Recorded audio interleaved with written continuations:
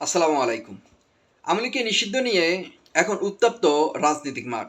হাসনাত আবদুল্লাহকে কি রাষ্ট্রীয়ভাবে নিরাপত্তা দিতে পারবে, রাষ্ট্র নিরাপত্তা দিতে পারবে?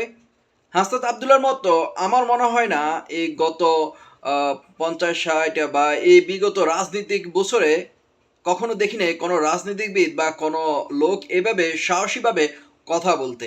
আপনারা কি দেখছেন?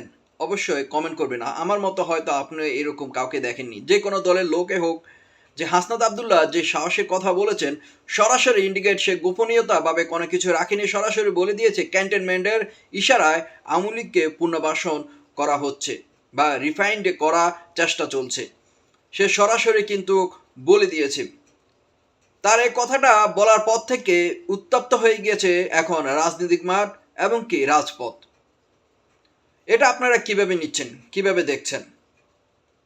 এক পক্ষ এক পক্ষ চলে গিয়েছে আওয়ামী লীগের পক্ষে, এক পক্ষ চলে গিয়েছে হাসনাত আবদুল্লার পক্ষে। বেশিরভাগে দেখা যাচ্ছে হাসনাত আবদুল্লার পক্ষে।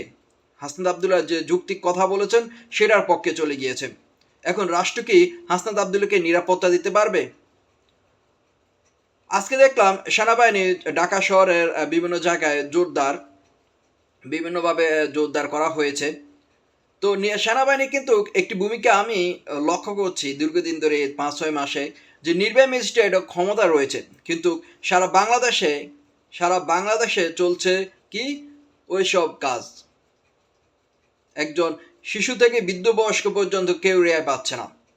আর ডাকাতি তো শুরু করে মানে চুরি সব কিছুই তো হচ্ছে। তো আমি কিন্তু আবারও বলছি, সেনাবাহিনীকে আমি সম্মান করি। বাংলাদেশের একটি সোর্স আছে যেটা সবসময় নিরপেক্ষ থাকে। বিগত যা হয়েছে কিন্তু ৫ই আগস্টের পরে যা দেখলাম, সামান্য কিছু আংশিক দেখেছি কিন্তু পুরো দেখিনি। সেনাবাহিনীকে সেনাবাহিনীর মতো দায়িত্ব পালন করতে হবে আমার মনে হয়। এখন হাসনাত আবদুল্লাহর বিষয় নিয়ে কিন্তু সরগরম। যাই হোক, দেখা যাক কি হয়। ডক্টর ইউনূস কিন্তু সরাসরি বলে দিয়েছেন ডিসেম্বর বা ফেব্রুয়ারির মধ্যে নির্বাচন হবে। নির্বাচনে কি রিফাইন্ড আওয়ামী লীগ আসে নাকি ভিন্ন কিছু? ধন্যবাদ সকলকে।